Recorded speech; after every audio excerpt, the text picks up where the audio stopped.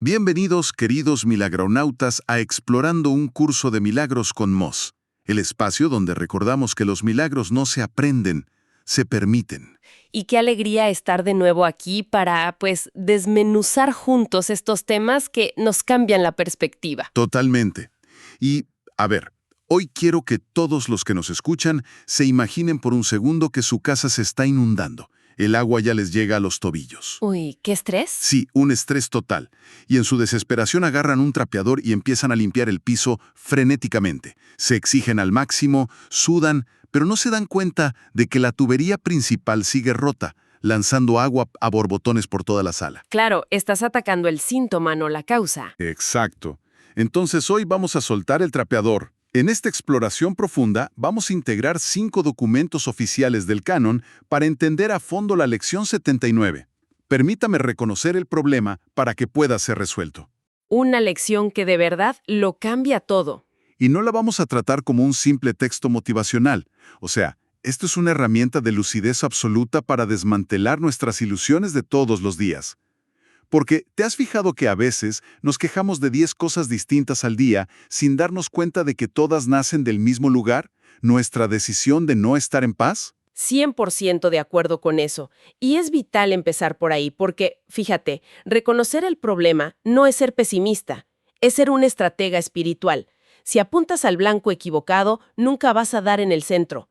Hoy vamos a encontrar el blanco real. Me encanta eso de estratega espiritual. Es que lo es. Esta lección no es una reflexión poética de domingo. Digo, operativamente hablando, es la base del verdadero pensamiento crítico. A ver, pues vamos a desmenuzar esto paso a paso. Para ser esos estrategas y, encontrar el blanco real, primero tenemos que entender el mecanismo de nuestra propia confusión. Ajá. O sea, ¿cómo es que nuestra mente termina tan enredada? Porque amanecemos todos los días apuntando a 50 blancos falsos. Pues esa es la pregunta que abre la puerta a todo el sistema de pensamiento del curso. Si vamos al texto, específicamente a los capítulos 27 y 13, encontramos la anatomía de este autoengaño. A ver, cuéntanos cómo funciona. Haz de cuenta que el mundo en el que operamos nos bombardea con una multiplicidad de problemas. Te levantas, miras el teléfono y tienes una crisis en el trabajo. Ujú. Luego te duele la espalda, después ves las noticias y hay un colapso económico. La experiencia sensorial te grita que estás bajo asedio por múltiples frentes. Sí, sientes que la vida simplemente es demasiado difícil. Exacto. Pero el texto nos revela que esto no es casualidad ni mala suerte. Es una táctica de distracción extremadamente sofisticada y es deliberada por parte de lo que el curso llama el ego. O sea, es como una cortina de humo diseñada nada más para mantenernos ocupados. Así es. El mecanismo del ego depende de fragmentar nuestra atención por completo. Su supervivencia se basa en que siempre estés mirando hacia afuera, Buscando culpables. buscando culpables o soluciones en el mundo físico. Pero el texto afirma con una simplicidad que la verdad asusta, solo existe un problema y por ende solo una solución. Un solo problema. Uno solo. El único problema real es nuestra creencia de que estamos separados de nuestra fuente, separados de los demás. Todo lo demás, el dinero, la salud, son solo ramificaciones holográficas de esa única raíz. ¡Guau! Es como jugar a golpear a los topos en las maquinitas de la feria, ¿no? Totalmente, me encanta esa imagen. Creemos que el problema son los múltiples topos, o sea, la falta de dinero, el pleito con el vecino, el síntoma físico, y ahí estamos con el mazo, agotados, intentando aplastarlos uno por uno. Y siempre sale otro. Exacto, siempre sale otro, porque el mecanismo subyacente, el verdadero problema, es que le seguimos metiendo monedas a la máquina de la separación. Mientras la máquina tenga corriente, los topos van a seguir saliendo. Esa analogía ilustra a la perfección el mecanismo, y por eso la lección 79 nos exige una precisión diagnóstica implacable. Ujú. El ejercicio técnico de esta lección consiste en aprender a invalidar la forma externa del problema, para obligarnos a mirar su contenido. La forma sería el topo asomándose. Así es, la forma es el topo, pero el contenido, la energía que lo impulsa, es siempre una falta de perdón. Es esa creencia oculta de que somos vulnerables y necesitamos defendernos. Si le sigues dando mazazos a la forma, simplemente te vas a agotar. porque es imposible resolver algo que no diagnosticaste bien. Imposible. Pero a ver, pausa ahí. Porque esto en la teoría suena muy elegante, muy bonito, pero en la práctica suena resbaladizo. A ver, dime por qué. Pues hasta un poco peligroso si no lo aterrizamos bien. Si alguien de los que nos escuchan acaba de recibir un diagnóstico médico grave o lleva meses con un dolor físico insoportable, decirle que su enfermedad es un disfraz o una ramificación de su creencia en la separación suena muy insensible. Claro, suena que minimiza su dolor. Exacto. Suena que estamos invalidando su dolor físico, el cual es innegablemente real en su experiencia. ¿Cómo reconciliamos esta teoría abstracta con el sufrimiento humano de carne y hueso? Es una objeción fundamental y muy necesaria, y es precisamente aquí donde entra el suplemento de psicoterapia del curso para explicarnos el cómo y el porqué de este fenómeno sin invalidar para nada la experiencia de dolor del paciente. A ver, explícanos cómo hace eso. El ego funciona literalmente como un prestidigitador, como un mago de escenario. Mueve la mano derecha, manifestando un dolor físico o una crisis externa, para que toda tu atención se fije ahí, y jamás mires la mano izquierda, donde esconde la verdadera causa, que es un terror profundo y una culpa inconsciente. Órale, o sea, usa el cuerpo como un escudo. Exacto, lo usa como un escudo de carne. El paciente llega a terapia y jura, con toda la evidencia clínica a su favor, que su problema está confinado en su cuerpo. Porque la mente está hipnotizada por la forma. Así es, pero la indagación profunda revela que el ego ha proyectado la culpa interna hacia el exterior para protegerse a sí mismo. Porque si miras la culpa en la mente, te das cuenta de que no tiene base real, y el ego pierde su poder. Claro, y el ego no quiere eso. Para nada.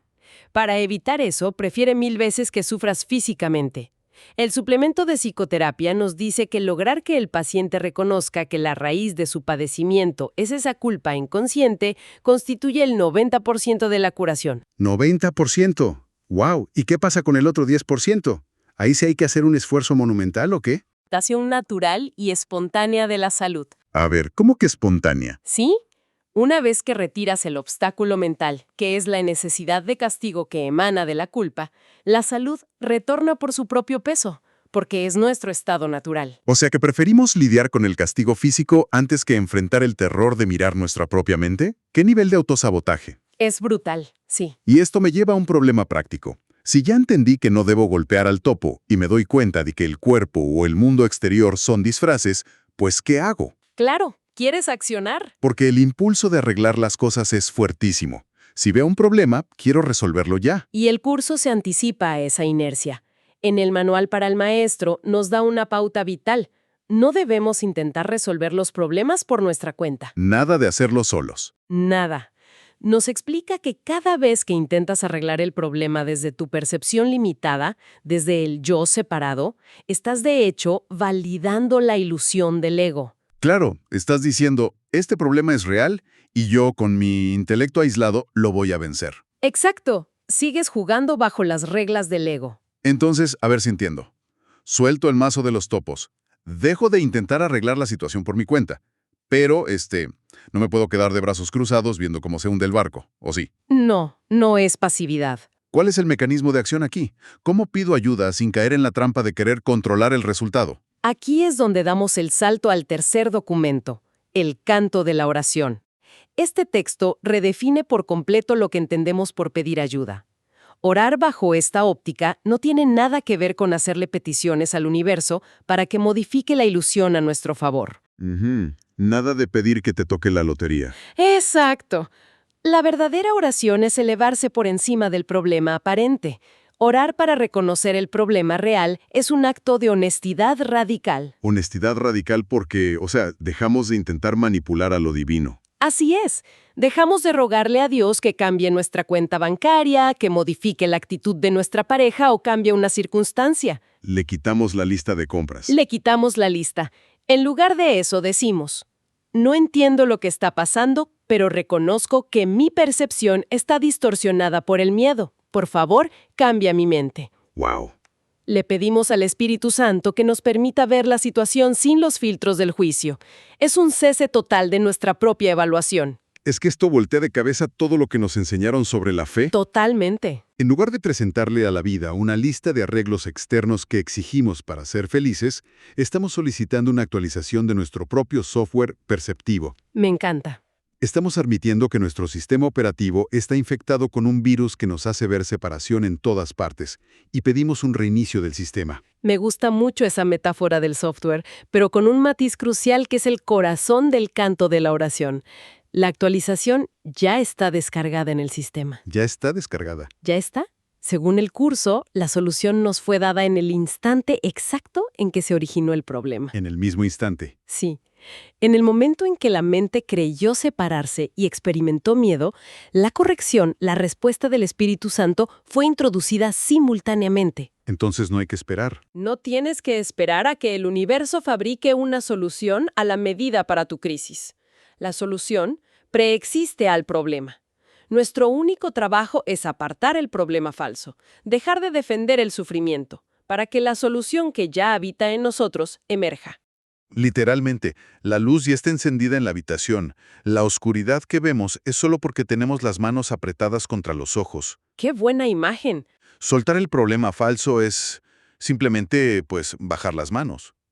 Ahora, quiero llevar todo este andamiaje psicológico a un terreno de acción inmediata. A ver. Porque esta actualización perceptiva no es solo para meditar en silencio en la cima de una montaña. Es la herramienta clave para la vida intelectual y para cómo interactuamos con otras mentes. 100%. Y esto conecta directamente con el taller que Moshwin Las va a dirigir mañana, el 21 de marzo de 2026, con el grupo de convencedores. Uf, es un escenario perfecto para observar este mecanismo en tiempo real. Cuéntanos por qué. Porque cuando se organizan talleres sobre espiritualidad profunda, el mayor obstáculo no es que los textos sean difíciles o que la gente no tenga capacidad.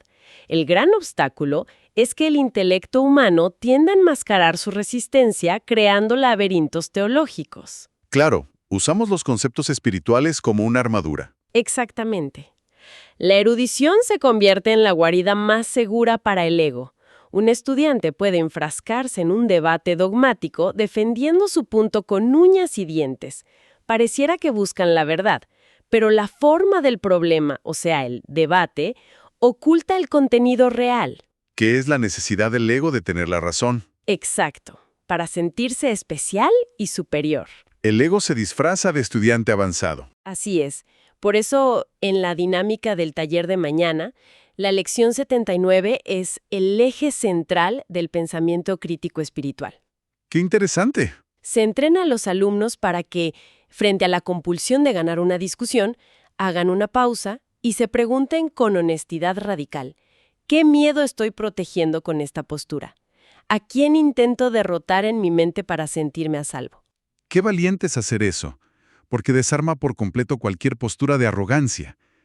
Y lo digo con mucha emoción porque nos damos cuenta de que la verdadera agudeza mental no proviene de citar un libro de memoria o de acorralar al otro con argumentos. No, para nada. Proviene de tener la valentía de auditar nuestras propias intenciones ocultas al hablar. Es usar la mente para limpiar la propia mente, no para atacar al de enfrente. Y el resultado mecánico de esa honestidad es fascinante, de verdad. ¿Qué pasa cuando lo hacen? Cuando un participante reconoce que su pregunta combativa nacía del miedo a equivocarse, la resistencia se disuelve. El intelecto deja de ser un arma de ataque y se convierte en un canal de comunicación limpio. Para que surja una comprensión real del tema.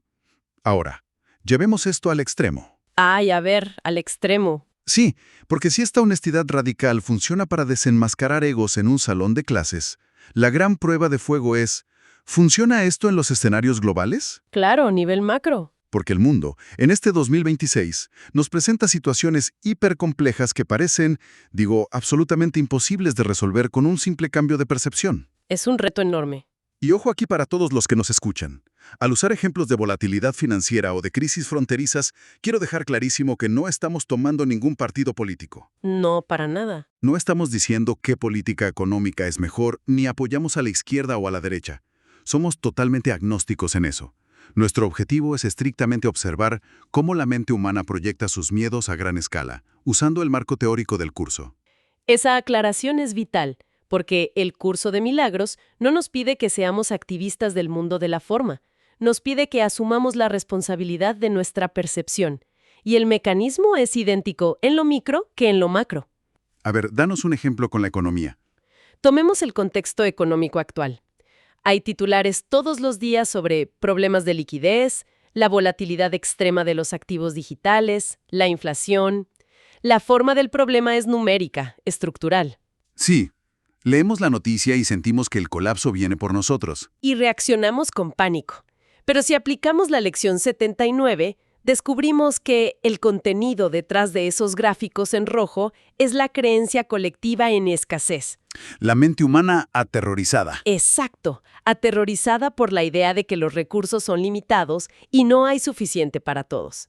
Reconocer que el problema real es nuestra percepción interna de carencia nos permite dejar de proyectar el miedo hacia el mercado. Y esto no significa que dejes de cuidar tu dinero, ¿verdad? Para nada. Significa que vas a tomar decisiones financieras desde un espacio de calma creativa y abundancia interna, en lugar de actuar desde la histeria sistémica que la verdad solo genera más caos.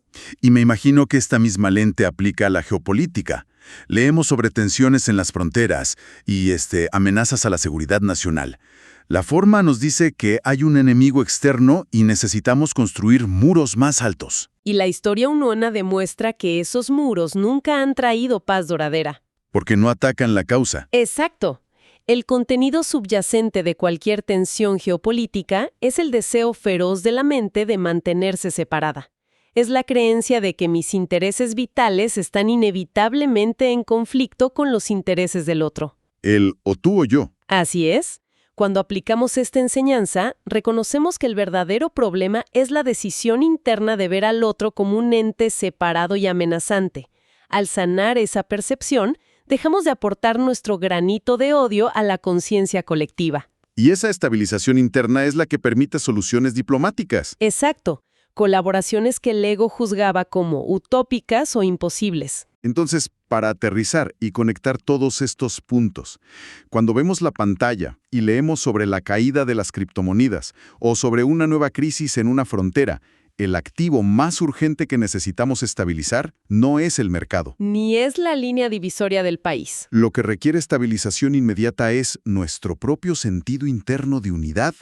Porque si yo leo la noticia, me lleno de ansiedad, juzgo y exijo que el mundo cambie, me acabo de convertir en un engranaje más del verdadero problema. Estás perpetuando la separación. Exactamente. Lo has resumido con una claridad absoluta. Y es aquí donde vemos la inmensa coherencia de todo este sistema de pensamiento. No importa la magnitud de la ilusión. Sea micro o macro. Así es. Ya sea un paciente con dolor físico o un estudiante bloqueado en un debate teológico en el taller de Moss, o la complejidad aterradora de la geopolítica mundial, el diagnóstico riguroso siempre expone la misma raíz. Siempre es el ego utilizando el mundo como escudo. Pero la buena noticia es que, al ser un solo problema, siempre nos ofrece la misma liberación. El reconocimiento del problema real es el único puente hacia la solución que ya existe en nuestra mente. Es un cambio de paradigma total. Pasamos de ser víctimas pasivas de un universo caótico que nos avienta problemas al azar a ser, los dueños absolutos de nuestra percepción. Es recuperar el poder. Totalmente. Y antes de despedirnos, creo que hay una pregunta inevitable que surge como consecuencia lógica de todo esto. Una inquietud provocativa que queremos dejar sobre la mesa para que todos los que nos escuchan la mastiquen en su día a día. Es una pregunta que reta toda nuestra forma de vivir. Si realmente, con una honestidad radical, asumiéramos que solo tenemos un problema, la ilusión de separación, y que ese problema ya está resuelto en nuestro interior, ¿qué haríamos mañana con toda esa inmensa y abrumadora cantidad de energía, tiempo y creatividad mental que hoy gastamos en defendernos y preocuparnos por 100 problemas falsos? Podemos construir lo que podríamos compartir si liberáramos toda esa energía que hoy usamos en golpear a los topos de plástico de la feria. Esto fue Explorando un curso de milagros con Moss, un espacio para recordar juntos que el amor sigue siendo la respuesta. Si esta reflexión te ayudó a ver las cosas con más paz, suscríbete al canal, compártelo con otros milagronautas y recuerda siempre, primero tu paz y después lo demás.